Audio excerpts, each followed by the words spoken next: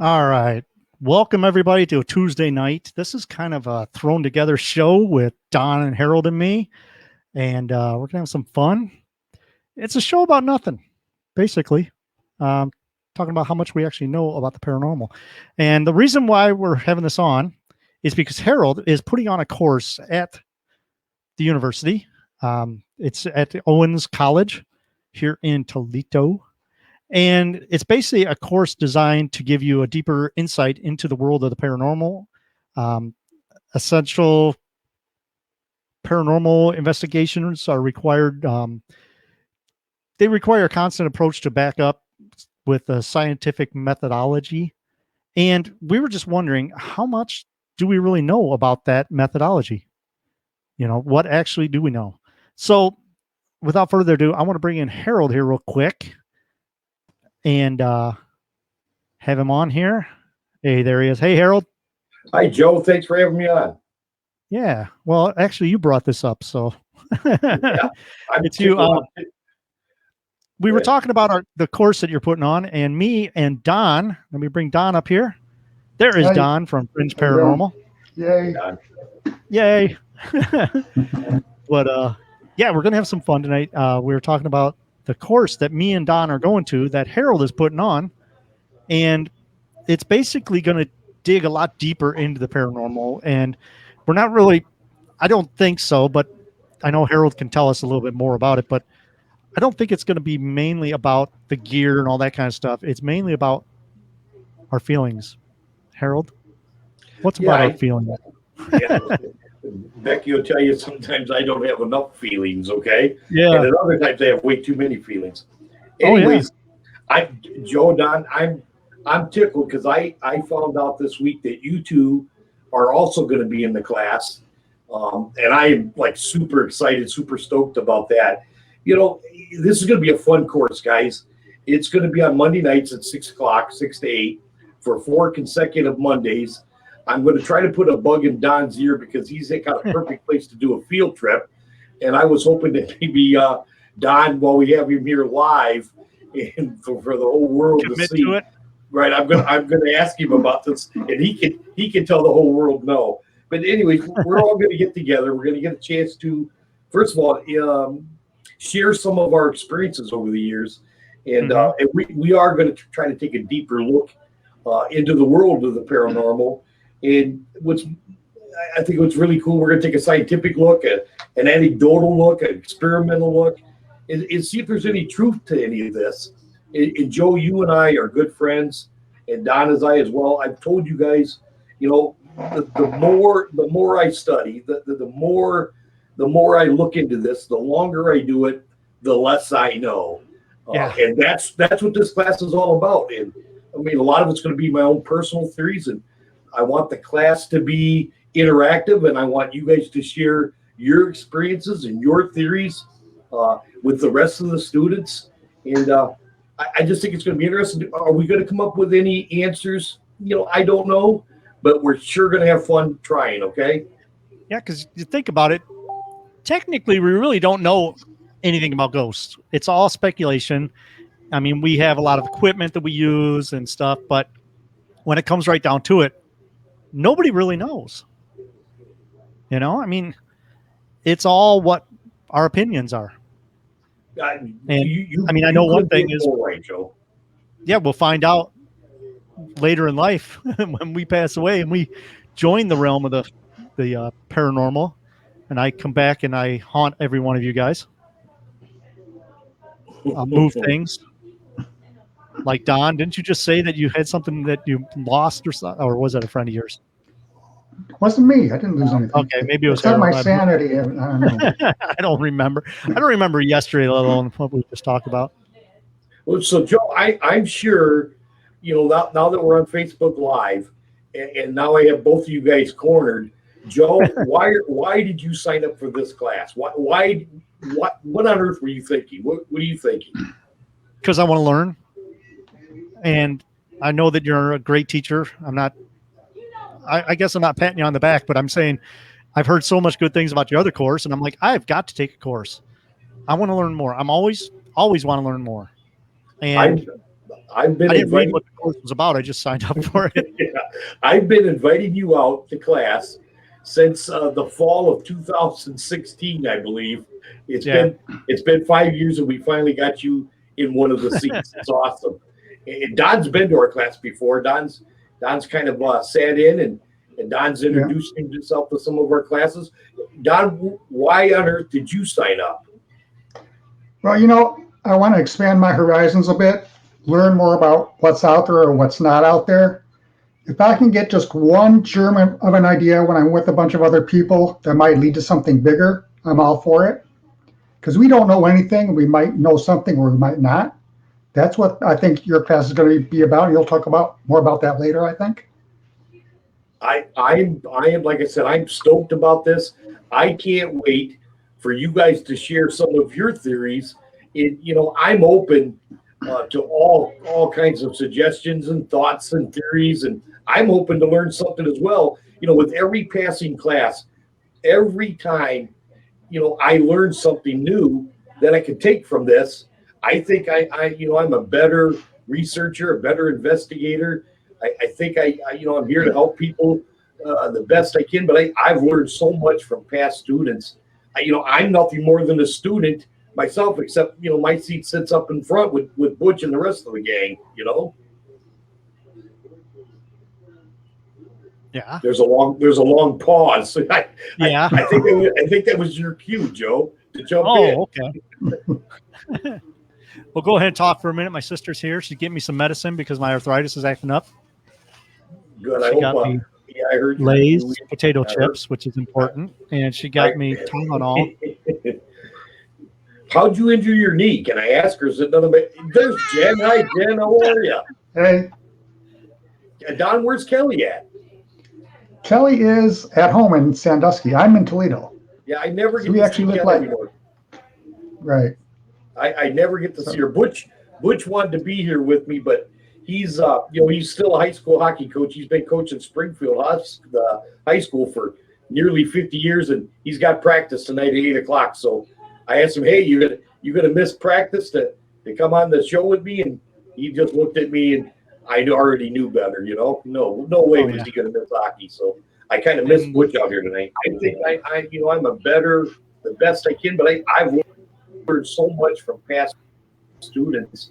I'm nothing more than the student. There. What are you doing, Joe? Sits up in front with Butch and the rest of the gang. I'm nothing more than. I think we're losing Harold.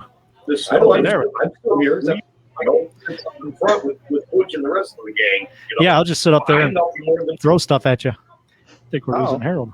I'm still here. Sits up in front with Butch and the rest of the gang. Yeah, I'll just sit up there I'm and nothing more than. throw stuff at you. Oh, wow. I think we're losing Harold. There we go. Am I still? I was having trouble on my end. And if anybody is watching this, I see a few people watching. I can't see any of the comments. It's not popping up on the side here. Let me see here. Show. Yeah, that's cool. There we go. Now the comment. I think my comments aren't working. So, anyways, we'll just talk. If anybody wants to join in, you can message me on Facebook. And yeah, that's weird. None of the comments are working. Is everybody still on? Don's still there? Oh yeah, I'm here. Okay. I'm not going anywhere. Something paranormal happened. Yeah. I think we need to explore this more. I know I was getting echo back from because I had Facebook on. There's Jen again. So anyways, Joe, I appreciate you having me on. I'm tickled that you and Don are in the class. Can I talk a little bit about it, or? Yeah. Heck yeah. Here's the thing about the class. We're gonna start off. I'll try to figure this out. Okay, you try to figure it out. Don, you chime in whenever you want to try to shut me up. All right. All righty. But here's what I'm thinking. We're gonna let the cat out of the bag. We're gonna bring in some of my team members, some of my Togs family, who have done other classes in the past, and we're gonna start off with Dan. And I think one of the things we want to touch on is audio. And here's the beauty of it. I have a ton of questions. Let's say Dan takes his top 5 EVPs, right? And 2 of them were from, let's say, Watson Street or somewhere. So 2 were positive, and let's say 3 were negative. My questions to Dan is, at what hertz did you record these EVPs at? Were the lower energies or the darker energies or the bullies, were they recorded at infrasound? And were some of the positive EVPs, were they captured at a much higher frequency? So first of all, I want to know what hertz were they recorded at? And is there a pattern to hauntings that are recorded at particular hertz? Maybe even outside the spectrum of which we can hear. So that's going to be a great class. Not only will we get to hear some of Dan's best EVPs, but we can dissect them, find out how it happened. And here was my biggest question to Dan. If I could tell a little bit of a ghost story with it. Let's say we're down in Athens in the State Asylum, and they have, up on the ridges, they have 17 buildings, and it's full of catacombs that go from building to building, underground tunnels. You're in this State Asylum catacomb, you're in what they call a death tunnel. They never carried their patients through the hallways because the people that passed away, because it made the patients upset. So they would take them in these tunnels out to the morgue and to the cemetery and whatnot. So you're standing 20 feet underground, a quarter of a mile out. It's 3:30 in the morning, and you have a lady clearly say, "Help me." Mm-hmm. Okay, well, my question to you, Don, and Joe, and the rest of the world is, how in the hell did that just happen? It's absolutely impossible. It's just you and your cameraman, and yet there's a woman down there talking with you. And I think we need to look at this scientifically. We can use our own theories involved in it. Hopefully science can help us as well. But what hertz was that EVP captured at? So the bullies, are they being recorded at a particular hertz? Are the people reaching out for help? Is there a pattern? Or is it grandma bringing an apple pie? Or all those EVPs captured at a certain spectrum? So we're going to take a really deep look into some audio. My question still remains 40 years later. Joe, Don, and I'm going to ask you guys in the class. I'm hoping that one of you guys can tell me, how in the hell did that just happen? In our real world, It's not possible. But yet it happened, and we experienced it. We heard it with our own ears. Our recorders recorded it. Is there an explanation for that? I think that in itself is going to enlighten the entire class. We're going to debate it. I don't want to sound like a Debbie Downer, because I was just telling Schlachter the other day, Jeff Schlachter from Boo Productions, there is no answer. Maybe 30 years from now, science will offer us more. But as of today, yes, I realized it happened. Is that proof of the paranormal? Is that what you take back to your client and say, I have unfounded proof and documented proof of the paranormal? Well, we got to be careful what we do. We got to find out how it happened, why it happened, and can it be recreated? Can we do it? Is it really possible? And that's just one aspect. That's just the audio. So if I may, Joe, and then you can shut me up whenever you want, but now I'm on my horse riding it. Don, I have another question for you in the entire class. All this new experimental equipment that we're using, the SLS cameras, and there's been a ton of new things since then. Are they scientific equipment? Does it really help us prove, without a shadow of a doubt, that what we just saw or what we just heard or what we just experienced, is it proof positive of the paranormal? Don, you're shaking your head. It's already the right answer. Absolutely not. But once again, Don, how in the hell did that just happen? Is it really possible in today's society, today's world? Like I say, a lot of things are going to be explained tomorrow and next year. Unfortunately, I'm older now. I'm probably not going to be alive for a lot of the answers. But these classes are bringing us together, and just to be able to hang out with questions like this being asked of us, and knowing that I don't have very many of the answers. Like I say, the more I look into it, the less I know. So Jeff's going to take a look at a lot of experimental equipment. Does it really work? Is it just a toy? Do we really need it? Is it really helping us? Is it helping the client? Or is it just more toys to scare the hell out of people. Where in the world during an investigation is these types of objects able to be used friendly and safely? And so that's another part. And I got a great one. And I know both you guys are going to shake your heads at, because you know how I've always felt about psychic mediums. Listen, my Aunt Patricia is a high priestess. She is a psychic medium. I believe in her 120%. Do we ever use them in our particular group? We never really have. Although some groups are very successful with them. Even a lot of the shows you see on TV, they have a psychic medium on their team. Well, lo and behold, a few years ago, Carmen Cosminer come aboard, and she always had feelings. She began to give us answers, and lo and behold, we would go into an investigation, and we would document exactly what she was saying. Well, me being a skeptic, I mean, I'd look at her and say, I don't know how you cheated, Carmen. I don't know where you got the cheat sheet from, or the notes, or you're doing research on the side. But, and here's another thing. Picture ourselves in the second floor of a dark building, right? And the millimeter goes off, and then the REM pod goes off. At the same time, Carmen says, they're coming. It spooks the hell out of me. But yeah. How did I not know it? Running the camera, I was unaware of anything, but yet Carmen is right on cue. So, and I know it sounds disrespectful, but Carmen deserves all the respect in the world. I always ask her, "Are you nothing more than a REM pod?" Because we're all sensitive to EMFs. They can cause a haunting, they can cause paranoia, hallucinations, they can make you sick, and they can even cause cancer when you're too close to it for too long. Well, is Carmen, everybody's sensitive, is Carmen as sensitive as a millimeter or a REM pod to these fluctuations in the energy field? I mean, that's my question. Is there really no such thing as a psychic? Yeah. Make sense? Is she just more sensitive than Don, you, Joe, you, or myself? And here's the thing. Einstein guessed, and there was no answer to it. When it comes to this energy, one of the questions Einstein left us with is, could they possibly have a conscious? Okay, maybe that's where Carmen is able to tell if it's male or female, and exactly who it is, and what it wants, and why it's there, because she's now tapping into that conscious that Einstein briefly talked about on this energy. Jokingly, is Carmen a REM pod?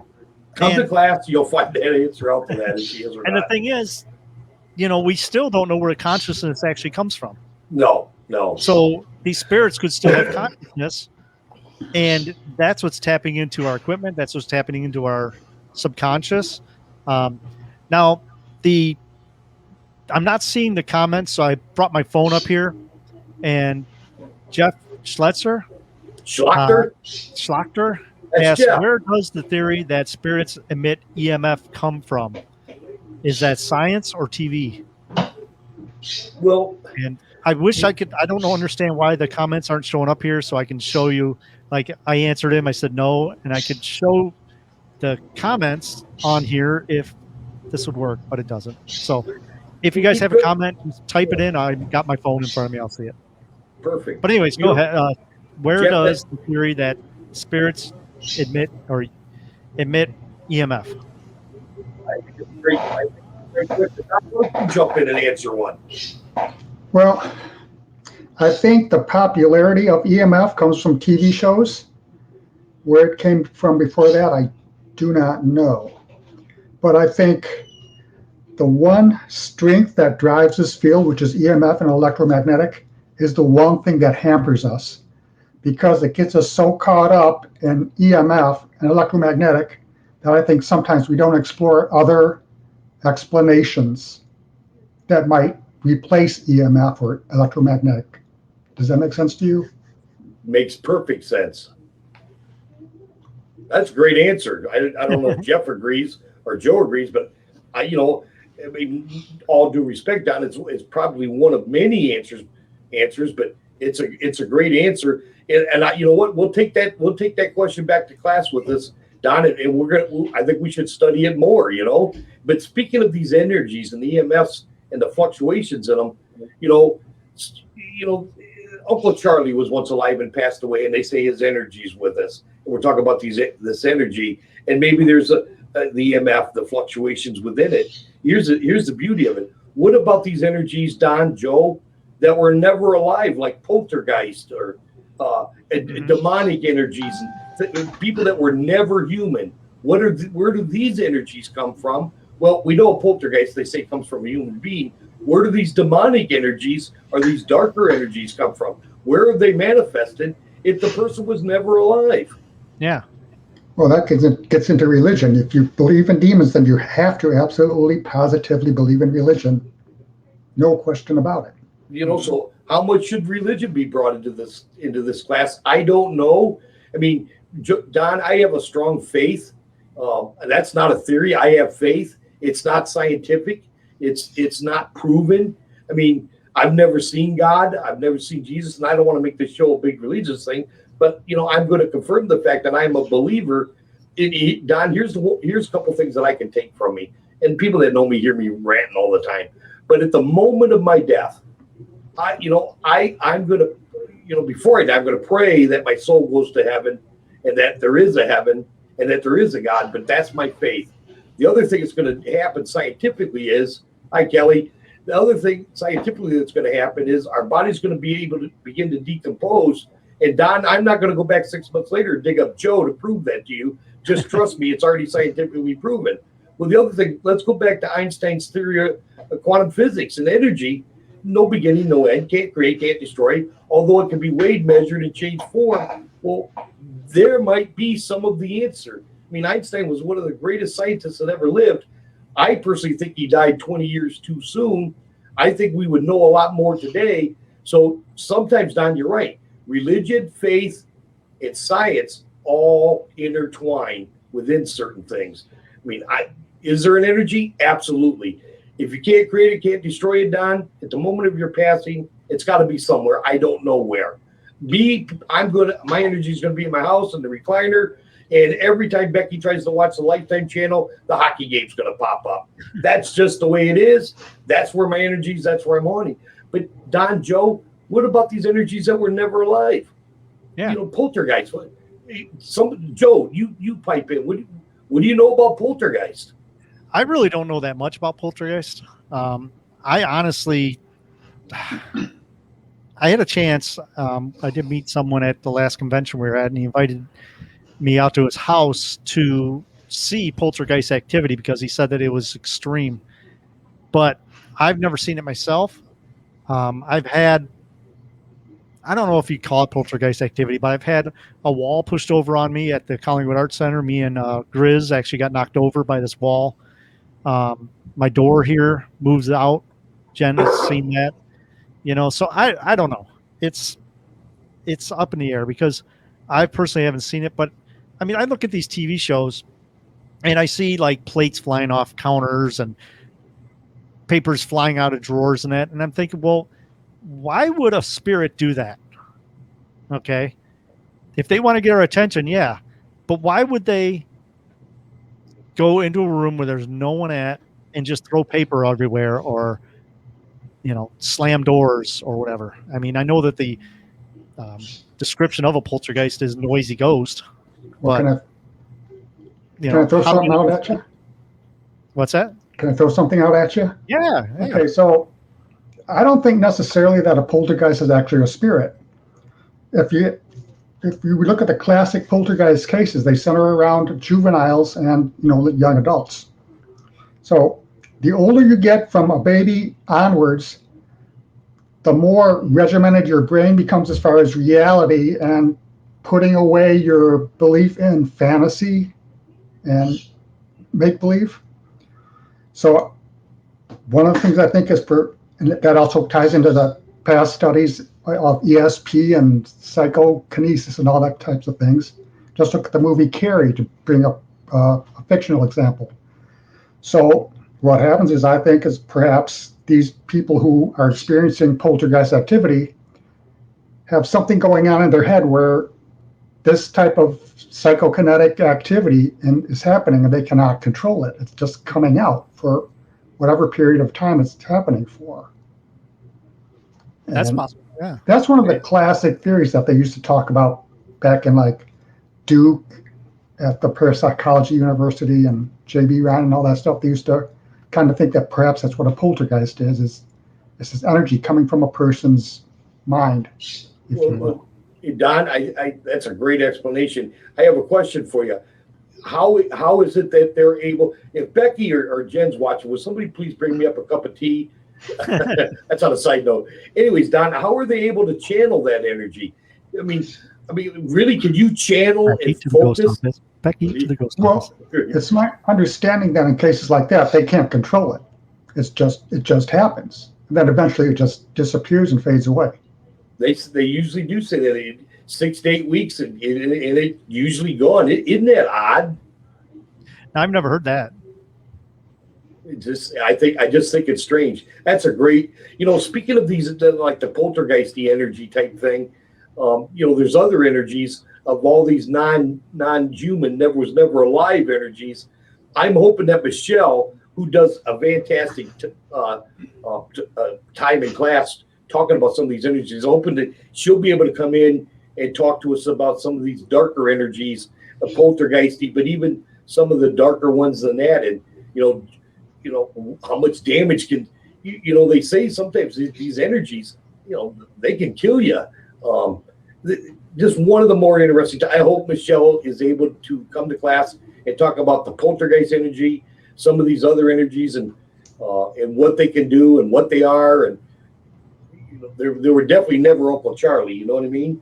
So if these energies or entities were never human, where did they get their consciousness from to interact with us? Exactly.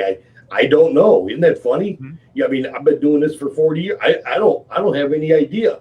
I'm hoping that you guys in the class can help me come up with, at least, if nothing else, a few answers, even if they're not scientific. I mean, I'm looking for new theories, for outside ideas. I want to be able to think outside the box. And listen, it's easy to teach me new things if I just will sit down, be quiet, and pay attention. There's a lot to learn.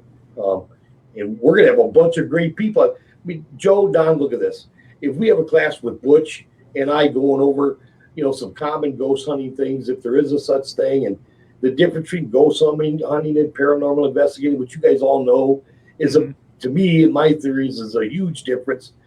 Butch and I are going to get a chance to talk about those things. You're going to be able to see Dan and Carmen Cosmiter. Michelle is going to be on board. Jeff's going to be on board. Becky's going to come in at the end, and all these things that we talked about in these 3 classes, she's going to try to take all of her experimental equipment and all of her theories and look at a mock investigation.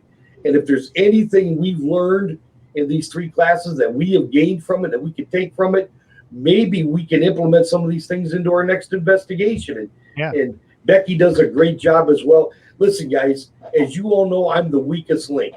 If this is a bicycle chain, I'm the weakest link. So I don't think so. Joe, let me say it again. You got Butch, you got Dan and Carmen, Michelle, you got Jeff, you got Becky, you got Don, and you got yourself. I mean, could you imagine me trying to keep order in this classroom? You know what I mean? We talk about how this class is going to be one big discussion, and you're saying how maybe somebody won't come out with getting info from this class, but I think it's going to be pure info. I think that everybody that takes this class is going to walk out of there and knowing a hell of a lot more than what we went in there with, because we're getting all these people together. And it's not, like I said, it's not one of those classes where you go in and you're like, okay, this is a REM pod. It's a proximity detector. It detects your magnetic force and all that. This is going to be a talk where, okay, what are ghosts? Yeah. And it's like, nobody can say what a ghost really is. I really, more importantly, Joe, and a lot of people believe is, what is a ghost? A lot of people say there are no such thing. There is no such thing as a ghost. Mm-hmm. That we've all lost our minds and we're all crazy. But yet all three of us here have witnessed something that we do not completely understand. Yep. And I think you guys will ask the same question that I always ask. How in the world how is that possible that this just happened to me? And, 40 years, I still don't have an answer. But listen, I'm going to be around a bunch of wonderful minds. I'm so geeked about class. And guess what? I've talked to my team, and they're even going to let me do a class, right? So I'm going to try to discuss video, the spectrum of light that we see, the wavelengths. And I got a note here I put down somewhere. Let me see if I can find it. I want to make sure I'm right so I don't misquote it. The visible spectrum wavelengths of the human eye is between 390 and 750. Mm-hmm. So they say. Okay, well, that's great. But why are most of these entities seen in a wider spectrum of light than this 390 to 750? The human eye can only see 15% of the light that's out there. But here, Joe, here's my question. Why do some people see them with their naked eye? Why do some people not see them with their naked eye? Is their spectrum of wavelengths of light wider than ours? Go ahead, Don. Can I throw out a theory? Yeah, absolutely. Okay. I want you. Okay. So as much as I am a critical of psychics and mediums and such, I think that perhaps might actually help explain some of the haunt phenomena that occurs. So let's say we're both on an investigation, all three of us. Let's say Joe sees an apparition, neither of us two do not. Why is that? Well, perhaps that apparition is communicating telepathically, and Joe just can actually pick up on it, and you and I can't. Why do we see ghosts in clothing when they don't? How does clothing survive into the afterlife when it's not needed and it's physical? How does it not the same thing. Survive? Mm-hmm. Why? Because perhaps the entity communicating telepathically with you, that's how they want you to view them. So they implant that in your thoughts. See what I'm saying? That's a great theory. Isn't it? It is so cool that we're all so passionate about what we're doing, and let's ask each other honestly. I mean, I admire and respect both of you guys greatly. Do you think that you guys' theory is the only theory, that the correct theory? Yeah, I'm right about everything. Okay. If it was the correct theory, there would be no debate. It would be on the 6 o'clock news. I mean, we wouldn't be around doing this anymore. We'd be done. I think that's something else. The reason we do this is because we don't know, and we know we don't know, and we still go after that thing that we're looking for. I mean, how many times have all three of us have sat in an empty building all night long waiting for one little thing to happen? And when a light blips, or we get a response from a question, or all three of us hear screaming or crying in the building we're in when we know we're the only ones there, how many times have we done that and we just freak out because it's like, how does this happen? I mean, I've talked about this many times where how can we hear voices when the spirits are not out there with voice boxes? They're not moving the air like we normally talk.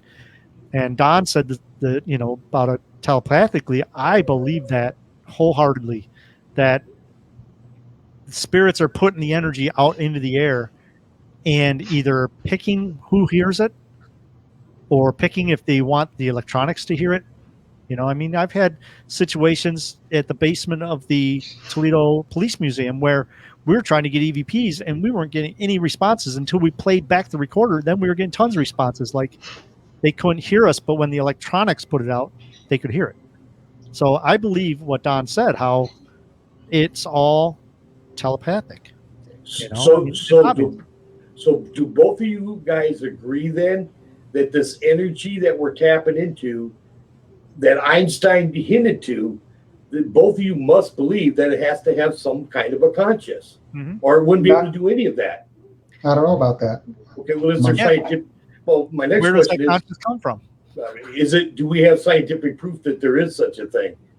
No. Okay. Well, I don't think we have scientific proof of even that ghosts exist. Well, okay. Well, this is a wrap because you two haven't helped me at all. I was hoping for the answers. So Anyways, Damn. There is no right answer. There's no wrong No. answer either. I guess I don't get an A in the class. Damn. Don, here's the thing. Better your And star. Right. I don't want to be a Debbie Downer. I really don't. But, you know, I mean, I hope I walk away with a bunch of new theories. I hope I've learned so much from you guys and the students that are in the class. I'm learning every day from my own personal Toads family. I mean, I learned from Becky and the rest of the gang every day. I mean, the older I get, the more they scold me, the more they tell me to be quiet, which puts me in a place where I can actually have an opportunity to learn something from them. You know, in the last 3, 4, 5 years, I can't believe how smart my group has gotten. You know what I mean? I thought I was the only genius, the know-it-all.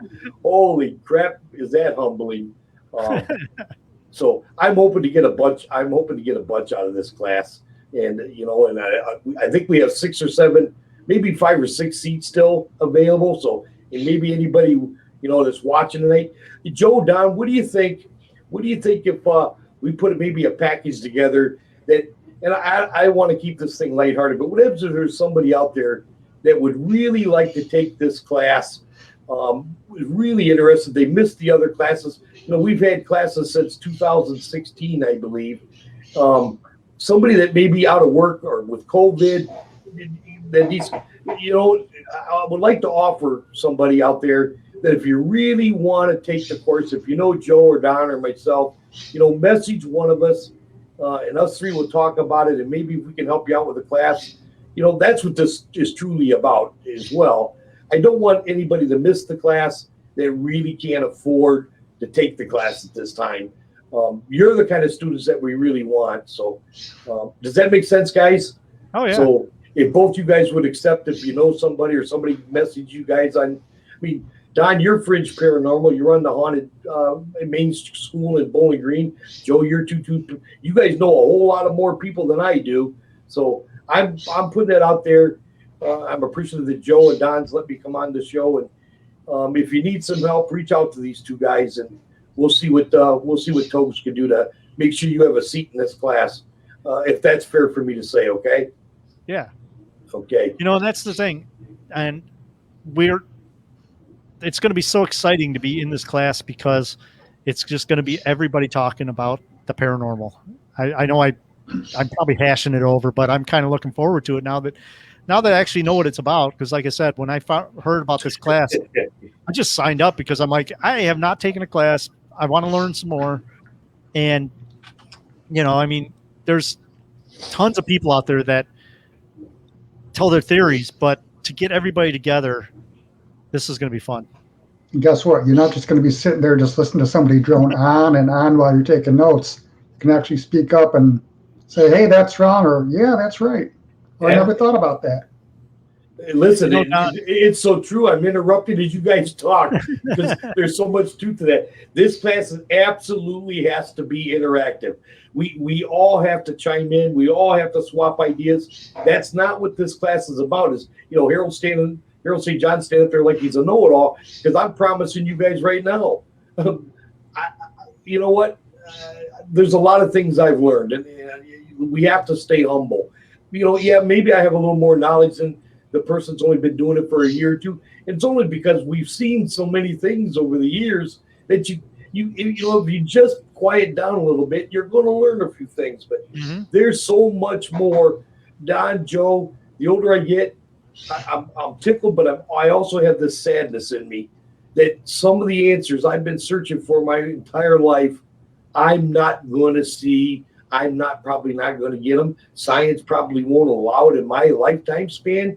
So, you know, it's an up and down roller coaster. Don, Joe, there's so much more for me to learn, you guys to learn, the students to learn. We could have 100 of these classes. What better way for a bunch of people, like-minded people, to get together, listen, and talk for 2 hours about the paranormal on an open discussion, and to debate, to share theories, and nobody's wrong. Nobody's wrong, and nobody's right. You know, if anybody tells you they're a paranormal professional, they're lying. Nobody knows. I mean, we know how to work equipment and stuff, and we know theory, but to come out and say I'm a professional, you know, they're tooting their own horn. you know. And now, Don, I know that you get a lot of activity in the school. What's your opinion when you're alone in the school and you hear people talking, or you hear, if I can mention, like the time when Kelly heard you talking to her and you weren't even in the building. Oh, that was actually What's your when. theory on that? Well, it's kind of, I'm not sure what to think, but we have a lot of stuff going on, and stuff is kind of ramped up and transformed since we first started the school in 2017. This went from just noises and bangs to EVPs all the way up to recently more shadow figures. So I think maybe part of it is because if this is something intelligent, if it exists, maybe they're thinking, hey, things are going on here. There's people who want to communicate. Maybe let's go there. Or maybe it ties into, like, Joe, what you know a lot about, ley lines. Maybe there's something to do with ley lines where this location is just kind of like a way station of some sort. We really don't know. That's the fun of doing this sometimes, trying to figure things out and seeing what other teams get and how they interact and their equipment and so forth. Don, talking about ley lines, if ley lines truly do run under that school or around that school, most paranormal investigators are people that are in this field. They call that a charging station. Does that make sense? It's feeding the school this energy that Einstein talked about and us paranormal type people talk about. That's a definite charging station. Will the hauntings ever stop? As long as it's still being fed, on a daily basis. Great theory. Mm-hmm. Yeah. Can I share something about the haunted main school? I never talk about things that my group has experienced with down there. Don, I don't know if of course you were there. It was a Ghost Hunting 102 field trip. I'm sorry, of course you were there. It's your school. Do you remember Becky being in the gymnasium up on the stage? And, I'm such a goofball. I'll tell you guys just how everybody knows how good of an investigator I am, right? I'm either out having coffee or blowing a smoke or doing everything except what I should be doing. So, I go downstairs, so you can ask Don, he was a witness to it. I shut my camera off when I'm supposed to be filming. They asked me to do one job and I can't get it right, okay? So I set the camera down. Becky's still in the middle of her EVP session, and Becky still swears to it to this day. She was touched. She was touched, period. She's been doing this for 13, 14 years with me. She's never had that experience before. She has not had that experience since. But there's something to that school down there. And not only is it audio and video, listen, something physically touched her. And I believe Becky with all my heart, she would not say something like that if it wasn't the honest to God truth. And I don't care if someone says, well, your shirt moved or a breeze come by or somebody bumped into you. She was sitting on the stage alone. There's people there, but spread out, doing an EVP session. Something walked up behind her and something touched her on the back, period. Don, explain that physical. Something physical happened. Not just an energy. It wasn't an EVP. You didn't catch a full body of that person on video. Somebody walked up behind Becky and touched her. Now, Shelly Smothers is on the chat, and she says, I was sitting right by Becky. Oh, hey. Well, hey. Oh, hey. Oh, hey. Freaky. They're trying to stop the truth from getting out. Don't let them do it, Joe. But yeah, Shelly, I just want to mention also that the comments are not working, so I'm using my phone. So when you see that I'm not answering, it's because it's on my phone. But anyhow, yeah, she says that she was there when that happened. Can I pipe in? Hi, Shelly. I think the world is Shelly. What a terrific woman. Hi, Shelly. I hope you're doing well, and I hope to see you soon. Shelly is one of our biggest fans, guys. Shelly supports you, Joe. She supports you, Don. She is one of the most peaceful, loving people in the paranormal community that I have ever met. She just treats everybody fairly. Most compassionate person I've ever. Hi, Shelly. I'm not going to blow smoke up everybody's butt, but thanks for joining us. I knew you'd be here. You're always here for us. And thank you. I'm done. She's awesome. She was just at Randolph over the weekend, and I was there last weekend. And one thing that happened, I wanted to find out from them the things that they saw at Randolph before I told them what happened. But I was up in the attic. And here's another thing that goes with this speech or this talk that we're having tonight is how can we see these things? Is we were up in the attic and I was looking towards the back where this judge would have his mock trials. And right where his desk is, we had a REM pod, and then we had a bear that's like a REM pod, and then we had something else, a recorder, I believe. But I could see those lights. There were lights bouncing across back and forth while we were up there, and I swear I saw a white shadow figure come from that corner and go right past me. A white one. I've never seen a white shadow figure. And that goes right along with what we're talking about is how the heck can we see this kind of stuff? You know, it's just, it blows you away. Joe, I got to ask you something, and Don, you as well. You know, talking about theories and experiences that we've had. Don, you know, Joe, I mean, obviously my children being born. I mean, I've had a lot of great times in my life that were perfect moments. But I got to ask you guys something from the bottom of your heart without hesitation. Joe, I'm going to put you up at the second floor of a known haunted location, okay? I'm going to put a blindfold on you, a pair of headphones, hook you up to an SP Spirit 7 box. Listen, something that you just experienced at the moment, you could debate all day long if it's scientific, if it's non-scientific, if it's just a theory, or if it's just a personal experience. At the moment something like that happens, Joe, how do you feel? Well, two ways. I've had this happen a couple of times, and like the white mist or shadow figure that went past me, I was just intrigued. I just stared at it as it went by. I didn't freak out because, you know, that's what we're there for. And I'm more intrigued by seeing this kind of stuff. And in my mind, I'm thinking, how the heck does this happen? On the other hand, when I was in the woods down in Pennsylvania at the Black Cross, I turned and there was a person standing next to me. And to this day, I can exactly tell you what he was wearing. And it was almost like he came out of the woods at us. But he turned in. What it was there was a stump next to me. And I knew the stump was there. And I turned and it was a guy. And that freaked the heck out of me. That's the only time I've ever been scared. My adrenaline was pumping for a good 20 minutes after that. So both ways, really. You know, I mean, I've woken up in the middle of the night to see a shadow figure hovering above my bed. It was a guy that was probably 7 feet tall, had one hand on the bed, and was leaning over looking at me. And I just looked at him like, okay, what's this? And he faded away, and then I spent the next hour trying to figure out, okay, what shadow is this? Where's this light and all this? So really, it can go either way. I guess it's just what happens when it happens. You know, what kind of mood am I in? What kind of, is it someone jumping out of the woods at me, or is it just a shadow figure walking past? I don't know. It all depends on the situation.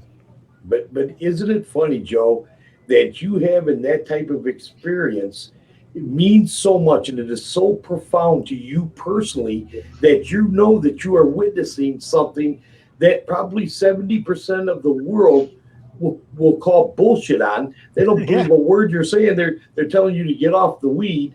But my whole point is you really truly experienced something that most people probably are not. And at that moment that it happened, there's shock sometimes, there's disbelief. Mm-hmm. But listen, it's the chase. It's the moment. There's not a better, stranger feeling, I don't think, in the world than what you just shared with us, what happened to you. There's nothing like it that you could possibly do in my paranormal world that gets that kind of adrenaline going. Joe, I'd have waited 12 hours in the middle of nowhere to experience that 30-second experience that you had. Don, when you encountered one of your most paranormal moments down in the school, what was your reaction? And I want you to be honest with us. What did you, besides shock maybe or disbelief yourself, what did you truly feel at that moment? I mean, I think you're nuts for running the school, but I've told you that 100 times. It's hundreds and hundreds of hours of work for just a couple of seconds of maybe what you're there for. Tell us how you feel when you, even though half of us may not believe what you're saying, share a story, but more importantly, What did it do to you? How did it change you? And what did you feel while it was happening? Well, usually when I have experienced something, it was totally unexpected, as opposed to me investigating and waiting for something to happen. So when something happens, you're not expecting it, you're very startled, of course. And depending on what happens, you may be scared or you may be enthralled. I remember one Sunday morning, or perhaps a Saturday early night, one of the two, I can't remember which. I was sitting on the steps of the first floor waiting for Kelly to arrive, just, kind of taking in the atmosphere. And all of a sudden, out of the corner of my eye, I see something go by on the top floor above me. And it freaked me out. I'll admit that I was alone in the school. It's one of the first experiences I had there while I was on my own. So admittedly, I left the building to collect myself. And then I went back in to see if I could experience it again. And that's usually how I will, at first I'm startled and I might leave and collect my wits and then go back and say, hey, what's really going on? And same thing happened late one night, probably about 3 in the morning after our team had just left from investigating the school. As I was getting prepared to leave, Kelly had already just left. Down in the basement, I hear a door creaking. I thought, okay. I'm running. I'm running. The thought that went through my head is, okay, it's 3 in the morning. I'm tired. Do I want to go down there and check it out, or do I just want to leave? I left because I didn't want to deal with it at that particular time for whatever reason. If it had been earlier in the night, I might have ventured forth, but at that particular time, I decided, no, let's just skip it for now. So, was I a bad investigator? Maybe, or maybe not. But Tired one? That's just how it went at the time. But here's the beauty of that. You just mentioned something. So, in all these emotions that when we experience something paranormal, that keeps us going every day, and why we work so hard and study for such long hours of trying to solve things. You would think that Don, being a skeptic and being an intelligent man, if he felt that kind of fear, why in the hell would he? And fear is a real thing. Why would you go back into a haunted location? Once, and you just mentioned it, you left, so you had to feel that fear. I mean, how do you deal with the fear? These are things we need to talk about in class as well. Right. I mean, these feelings, are real. I mean, our hearts are racing, our pulses racing, our blood pressure's going up. There's a real excitement. It's like you're going downhill on the mean streak at Cedar Point. Fear is another one of those. Jesus, how do you deal with that? Well, see, fear is a natural instinct we're all born with. When you're in the dark, your first instinct is fear. But then your rational side kicks in and you start to think, okay, so what are the circumstances? Where am I? Who's with me? Am I alone? What's going on? What could possibly happen to me now? Then you take it from there and decide what you're going to do. Is there anything in the school that's negative? No. I know nothing in there we've never experienced anything negative. It's only negative because of fear of the unknown in this particular location. And Don, they talk sometimes, being in a location too long, that your mind can begin to wear on you. It can begin to play tricks on you. And I'll share another. See, this is in class, we're going to be sharing thousands of stories from everybody. This is going to be the beauty of it. Listen, we're not going to accomplish anything, but we're going to hear some of the best campfire stories we've ever heard in our life. Okay. So I can remember being in lockdown for 72 hours, with Butch and Jeff Slachter from Boo Productions. Other people had visited us, throughout the time as well. But we locked ourselves in this place for 72, a notorious haunted location, in some darker energies. You talk about this fear.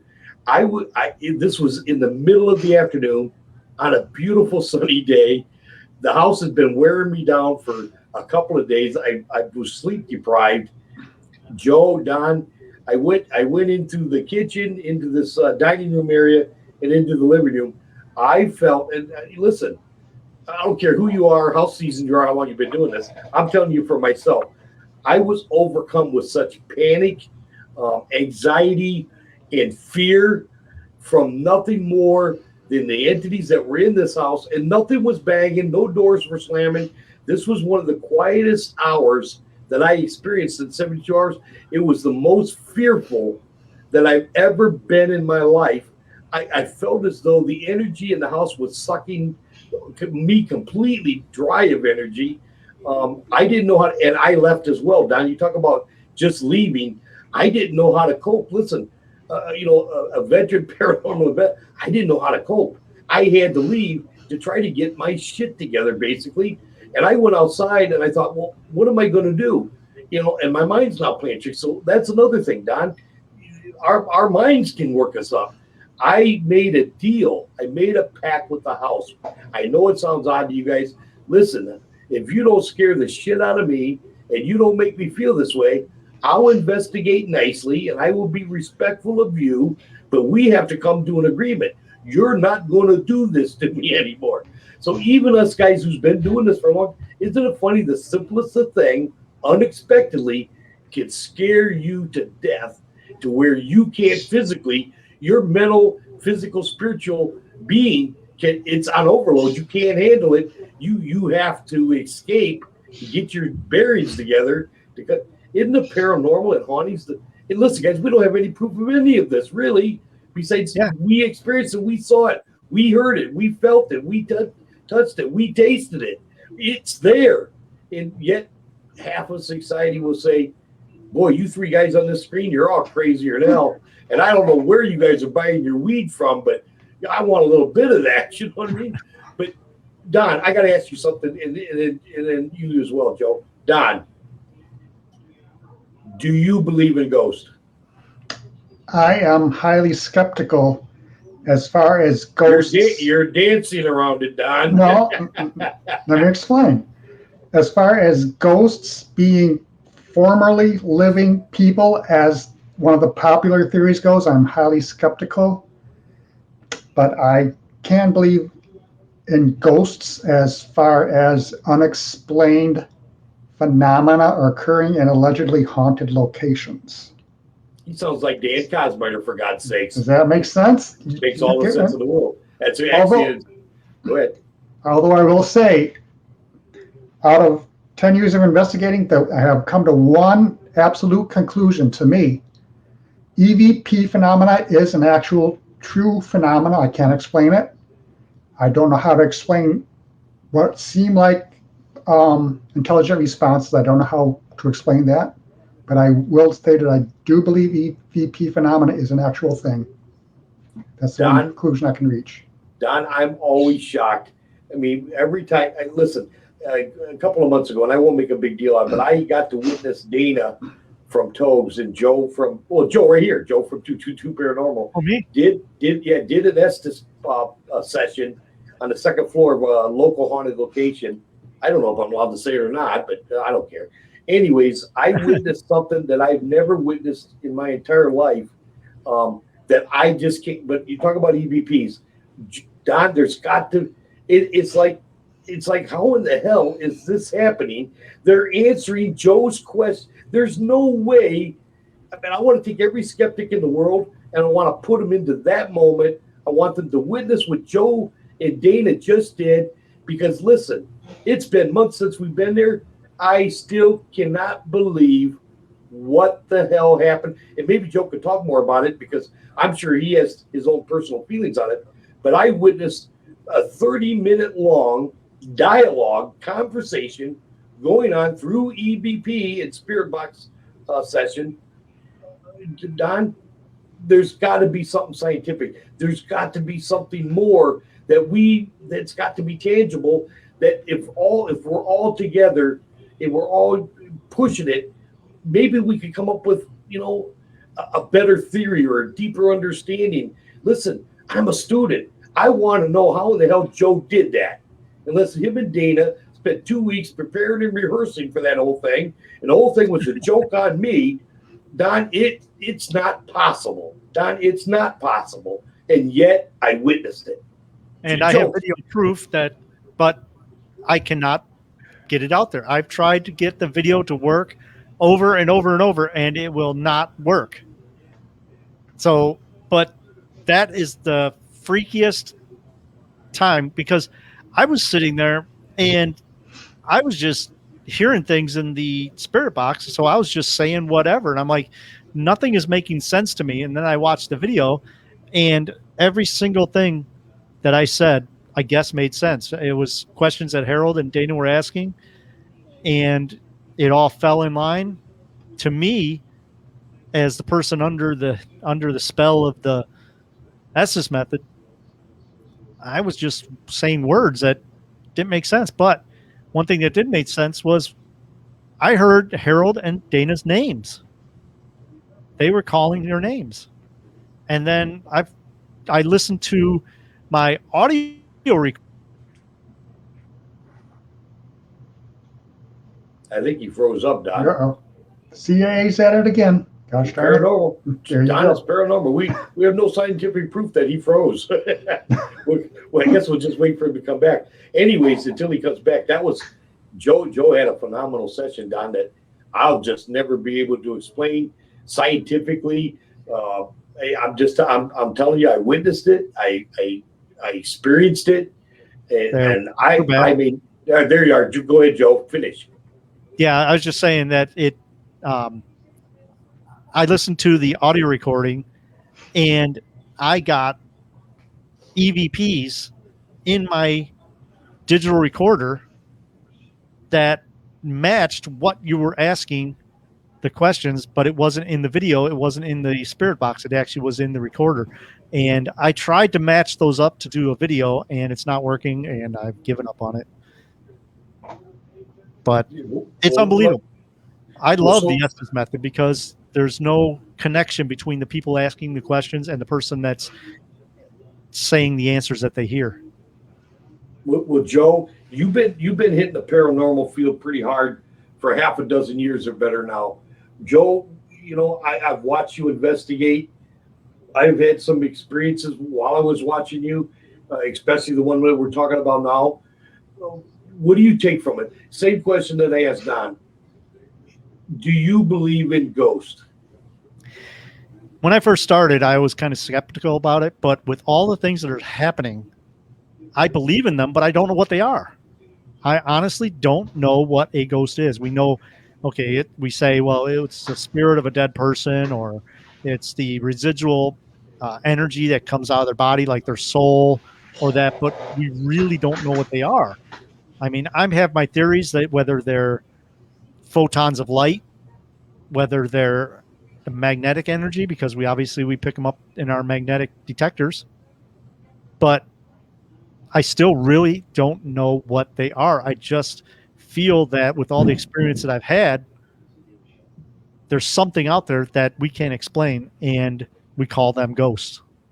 So with great answer. With all of the equipment that you have this documented on, is that scientific enough to prove the reality of paranormal and ghost scientifically? Is that enough scientific evidence, do you think? Not really. Scientific evidence takes into account that you should be able to recreate the event in a scientific medium or whatever. The things that we're getting, we get like we can recreate them, but it's not in a scientific way where we can prove, look, it's going to happen now, or it's here, let's put this together and it will happen. It's not like that. We never know when we're going to get it. We never know if we're going to get it. No, that's a true statement as well. I don't want to question here from Kelly. Like I said, folks, I'm using my phone for the comments because for some reason the comments aren't popping up. So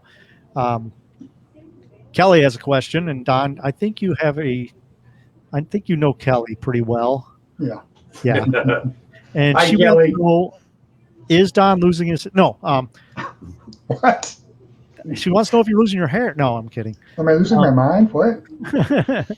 She wants to know, do you think the Estes only works with intelligent entities? What do you guys think? Don, you going to chime in? Then I will. I'm not sure about the Estes method at this point. Yeah. I know that we hear a lot of interesting things over the Estes method. I'm not really sure what my theory is on how it works at this point. It's still quite new to me right now. May I offer some of my theory. That's why we're here. It's like with the Ovilus or any of those other pieces of equipment that do with obviously the Estes is used with an SP7 spirit box that's scanning AM or FM frequencies forward or backward and at different speeds.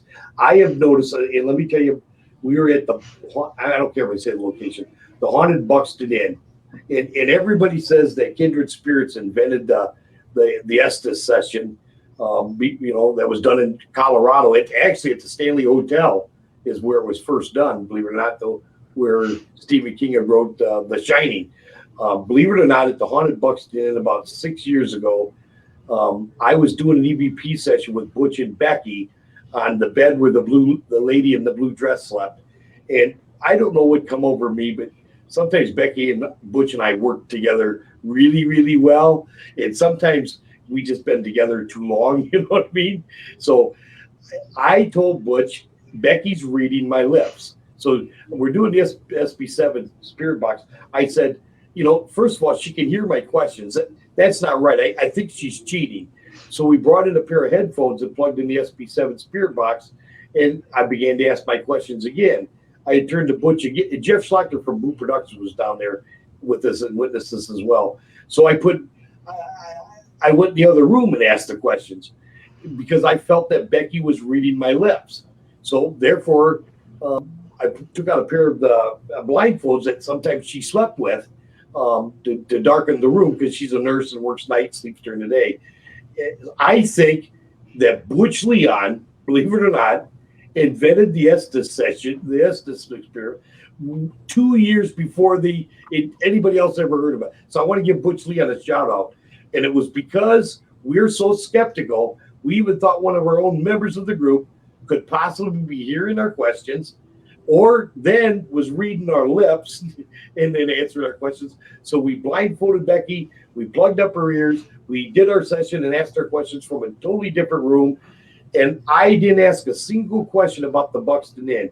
I began to do funny things and ask off-campus questions. And one of the questions I said, I want to see how intelligent you are and if you truly have a conscience. I'm going to begin to count. And when I stop counting, you have to give me the next number. I slowly counted 1, 2, and got myself up to 5 and stopped. There was a 2-second pause, and Becky barked from the other room, blindfolded, 6. And I turned around to Butch and I went, my God, that's amazing. Becky said, amazing. So, Kelly, theirs is about as intelligent as you can get. But I have spent so many hours with goobly globbly garbage that doesn't mean anything. I've asked 250 questions. I haven't gotten one question answered with any form of intelligence. So, Kelly, I don't have the answer for you. Once again, I have 0 answers. I can only share my experiences that I've had. And I've seen both sides of the scale. Highly intelligent and doesn't seem to be able to communicate in any way, shape, or form besides spit out, like the Ovilus does sometimes, a word that has nothing to do with what we're talking about. I hope that helps, Kelly. And Kelly, if it's the Kelly I think it is, Kelly, you know more than we do. So I know. I invited you on, Kelly. Click on that link. Come on. Yeah, but go ahead, Joe. But yeah, I mean, it's just like that Estes method that we did at the on the 3rd floor of that place, and I was just barking out words that didn't make sense to me, and I got tapped out, and I took my blindfold off and that, and you were freaking out, going, "Got to switch out, Joe. This is the best Estes method I've ever seen in my life," and I'm like, it doesn't make sense to me. That all the things I was saying didn't make sense. You probably said, Harold, obviously you've never been anywhere. Yeah. It was. But then again, we were at a school, and I tried it again, and I don't think it worked at that school. I think that it just, I was just saying things that I thought I heard, which when you use the spirit box, it's an art form because, pareidolia is huge in the paranormal. And I think the spirit box is a tool that we hear a lot of pareidolia in, to where we tell ourselves we want to hear this, and we do in just the garbage that we're listening to, the radio station just blipping past. But when you separate that from the person that's asking the question to the person that's hearing the spirit box, when it clicks like it did up on the third floor there when we did it, in that location. Well, Joe, that was just perfect timing. I mean, that was one of the, well, it is the best I've ever seen. But Joe, I experienced this before too, where we didn't think any of the answers that were being given lined up with any of the questions. So what I've been doing lately is the guy who's asking the questions will list the questions on one side and the answer on the other. There was an investigation what we did, and Don, this is like strange. None of it made any sense. I thought it was all bullshit. A couple of days later, I'm looking at the list while I'm listening back to it, and believe it or not, the answer to question 1 lined up on the answer number 4. The answer to number 2 lined up at the line number 5. And lo and behold, I know it sounds hard to believe. Every question and every answer lined up if you just jockeyed the list. Does that make sense? And that was something I've never experienced before. And then I mean, what do you say then? Okay, well, guys, it went from a garbage session to this is an unbelievable session. So, we're going to, the longer we live, the more we do this, guys, we're going to see all kinds of new crazy things doing what we do and get to feel fear. So, yeah, Joe, I don't want to bore the heck out of you guys. We are well over an hour. But before we close out, can I give one more shout out about class and who's going to be helping us? Yeah. Okay, so all right, what do you guys want to wrap up talking about? Anything. That's what this whole thing's about. Is just let's just I'm BS a little bit. I'm tapped. Listen, once again, anybody that might be watching this, I want to thank you from the bottom of my heart for joining us. Thank you for your constant support of what we're doing, your continued support. Listen, none of this is possible without any of you guys, including class. Don, listen, you and I are good friends. Thank you from the bottom of my heart for signing up for class and being a part of the show. Joe, I don't need to explain to anybody how I feel about you. I've always felt the same way. You and I have been lucky enough to go all the way back to Packles when we did an investigation together. We just did one recently. I admire you. I think the world of you. And I think we're all in this together. I think we're all doing the right thing. I'm with a bunch of people I respect and I admire. Class is going to be a blast. If we don't figure one thing out, if we can just gain a couple of more theories, guys, it's going to be well worth it. All right. So I'm excited about the class. Listen, and like I was saying, it's cool because it's just going to be one big discussion. I have a feeling you're just going to go up to the front of the class and go. Yeah. The other thing is, Joe and Don, where can, I know Owens charges a fee. It's in the Owens, I think, in work and play force thing. You can get a hold of Owens Community College. You can see it posted all over my Facebook, the Herald St. John. If there's any bad comments, please put them on the Toledo How Ghost Hunter site, not Herald St. John. My grandchildren and my kids follow what I'm doing. They all think I'm crazy, but they still follow me, right? And if somebody says something negative on my personal page, they get upset. Dad, why do you? I don't want to get into all that, but here's why I want to put out there for everybody who might be watching this show or might want to watch a rerun of it or replay of it later.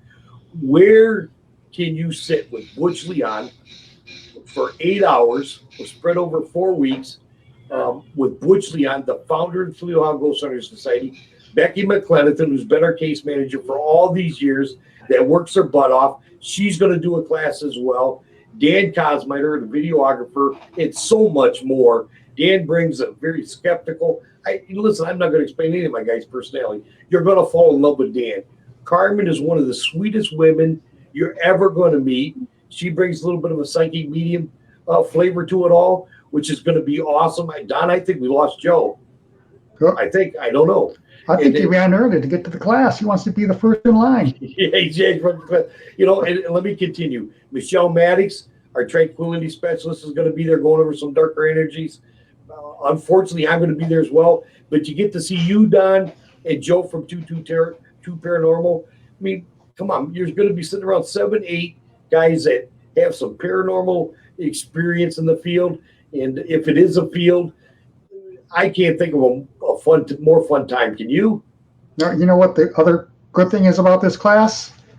As investigators, we tend to get into a box sometimes and do the same things. At every investigation, we pull out the EMF meters, we pull out the recorders, we do this, we do that, the same thing. Hopefully with this class, we're going to learn new theories, talk to other people, learn to do things differently perhaps, and try new things. And the other good thing is at the end of the class, there's a very good possibility that all the students are going to come to the South Main School and try out the new theories, try out the new equipment, see how it works. We have somebody with us. Yay. Hi, Kelly. How are you?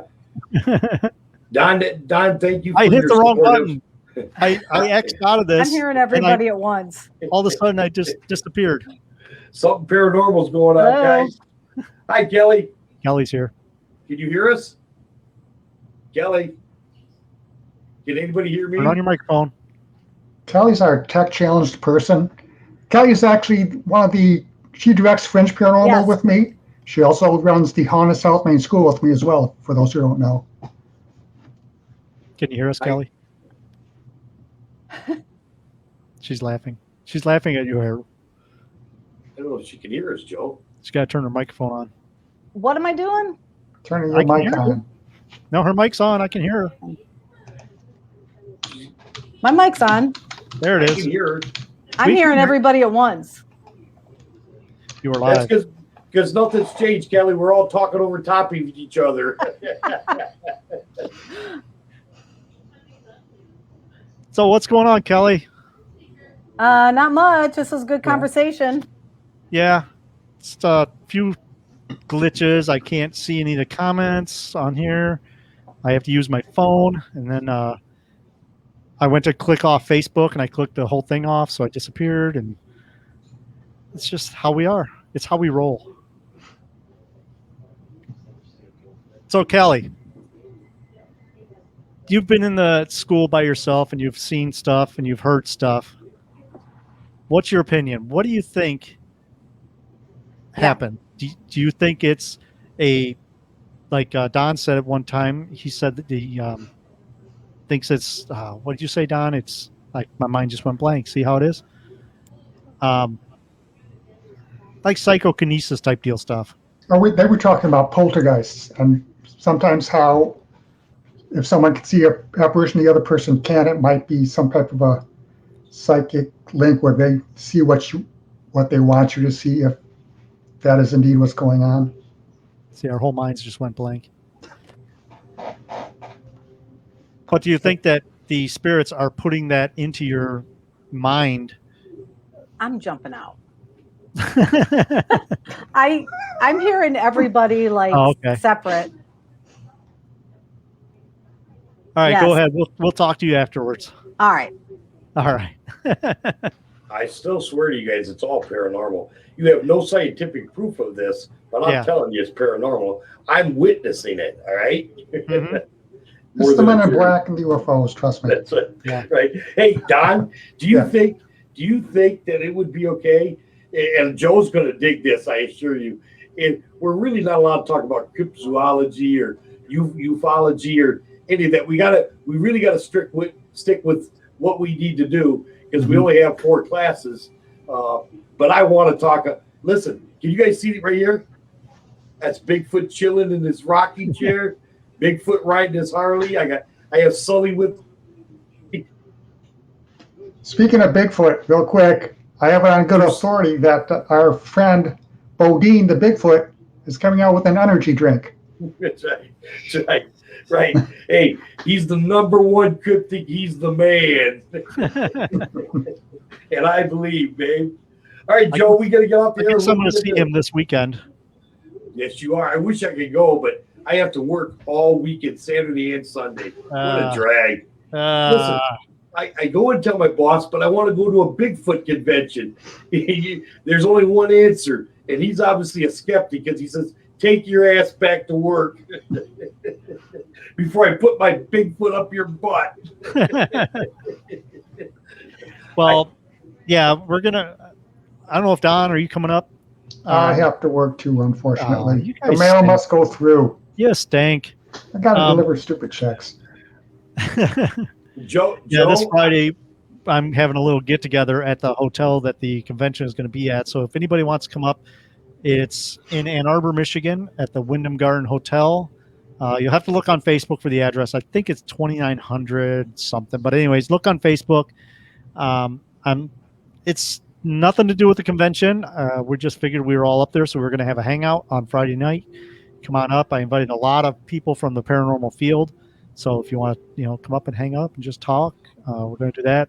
And then the next day, there's a Bigfoot convention going on at the Wyndham Garden Hotel in Ann Arbor. So if you want to come up to that too, but and Don, if you get done delivering the mail on Friday night, come on up. It's just going to be a hangout. Just going to have fun, and the bar will be open.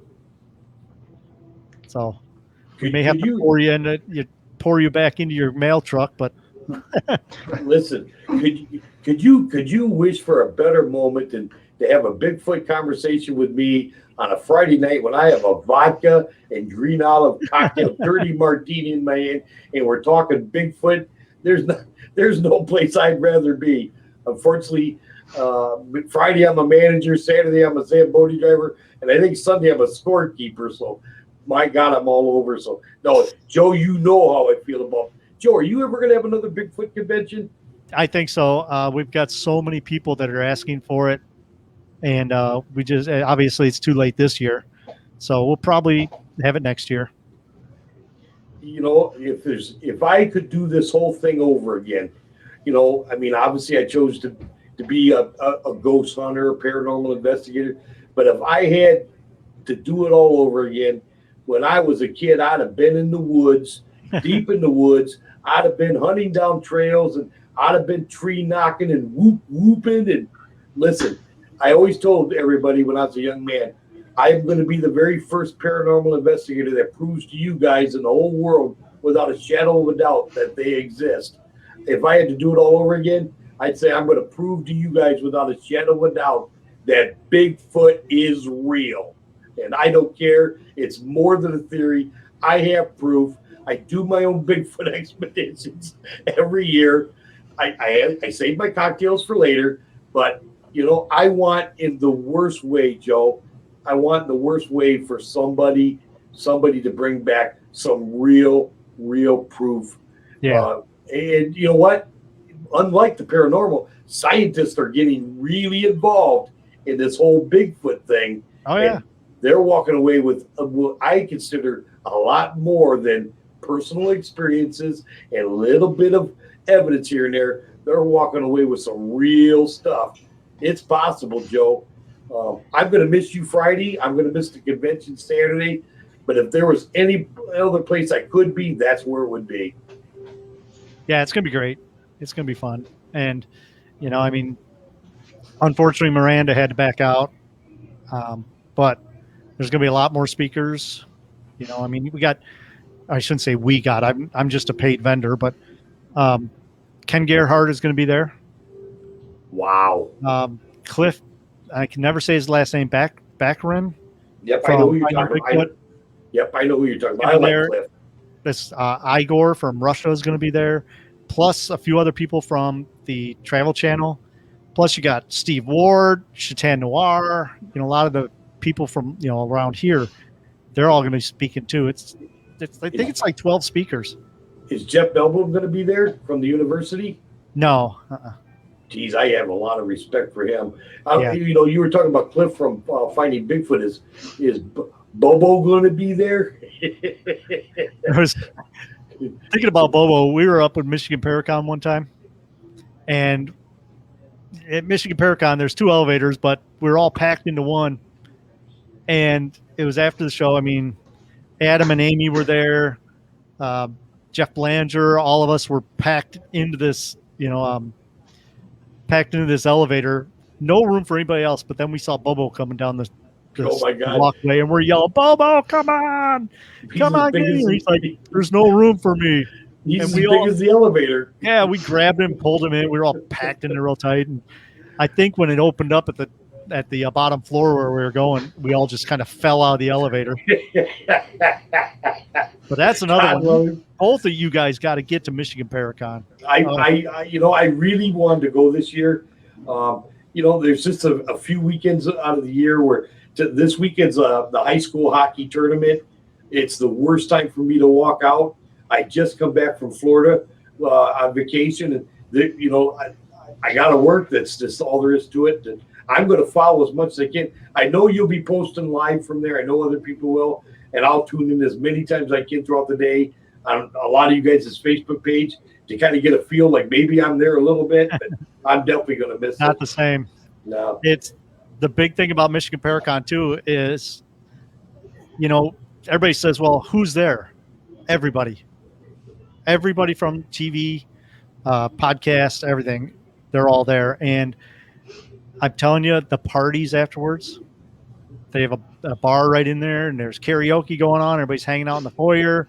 It's going to be a blast. And that's kind of what I'm hoping for Friday night. It's at the Wyndham in Ann Arbor is have something. I know it's not going to be as big, but I want to try to get like a hangout together where everybody just hangs out and talks. But sort of like maybe you can get Bigfoot to play the sax at the bar. Yeah, that would be cool. Yeah, that would be cool. He can play a mean saxophone. All right. Yeah, Sasquatch or Saxsquatch. Saxsquatch. All right, guys. What else? Oh, that's about it. I think we had a great discussion tonight. I think we got some great info going on here, and I think that's what the class is going to be about too. It's just going to be the same way as what we're doing here, which is talking. Here I am acting like I'm going to be part of the class. I'm just going to be sitting back listening to you guys talk. No, you are so wrong. Like I said at the beginning of the show, once I found out that you or Don were there, I immediately called both of you. Man, I'm hoping and begging for some interaction from you guys and some of your insight to share with these students. You two have so much that you could share with not only the Togues family, but with our students as well. I mean, more than interactive, you guys are going to be a huge part of this class. As same as I want everybody. It's going to be total 100% interaction. Everybody's going to have a say so. Everybody's going to be share their ideas, and nobody's going to be disrespected. I just think it's Don, Joe. It couldn't be any more fun than I'm hoping it's going to be. Okay, and I am a lucky man to have both you guys on board. I really am. And first of all, like I said, thank you. But I don't know of a better place to hang out on Monday nights than with you guys and my Togues family. Okay. Yeah, it's going to be. The dates are August 2nd through August 23rd. Like you said, every Monday night. Seats are still available. Just go up on Harold's page on the Toledo, Ohio Ghost Hunter Society page, and you'll see the ad for it. It's at the Owens College, just outside Toledo in Oregon, Ohio.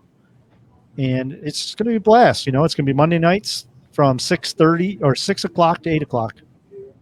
And it's going to be fun.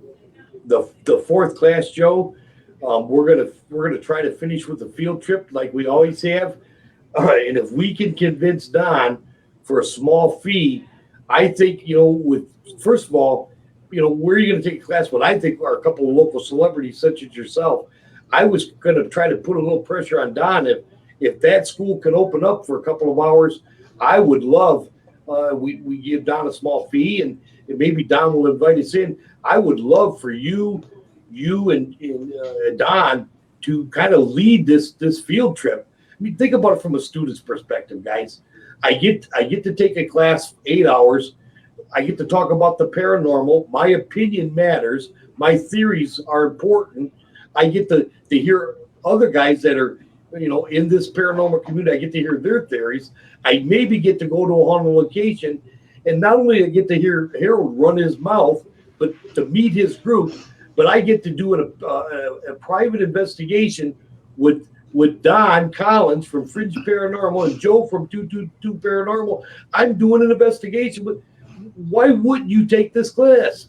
But think about it. Why would you, if you are a paranormal enthusiast or even have a little bit of an interest in the field, why wouldn't this be the class for you? And I'm not saying this to pat myself on the back or to to blow it up. I'm just, Joe, if I was new to this field and I seen a video like this on Facebook and I seen Don from the haunted South Main School and I seen Joe from 222 Paranormal and this clown that's up here on the right, I want to take the class because I want to hear these guys. I go to the Bigfoot conventions because I want to be closer to you. I want to be closer to Jeff Melbloom. I want to be closer to the Bigfoot people. I go to the paranormal conventions because I want to see Tim. I want to see Adam. I want to see my friends. Does it make sense? Yeah. I want to hang out with them. What more can you ask for? It should be valued at a lot more than what it is. That's another hit, Don, that, I was going to take everybody to a cemetery, but I'm afraid of the weather. You'll make that decision. But I'm telling you, if you make the decision, if we come down to your school, I'm going to work for you that night. You and Joe are going to put this thing together, split up our groups, tell us the hot spots, and tell us what we're doing. And that's the way I think we should wrap it up. It's like going uphill to Cedar Point, the 3 classes, and then there's the field trip. We're all going to put our hands up in the air and go, woo, enjoy the ride down. Thanks, guys, for having me on. Get to go down in the basement, look at the boiler where they used to put the bodies. Absolutely. What do you mean used to? Speak for yourself.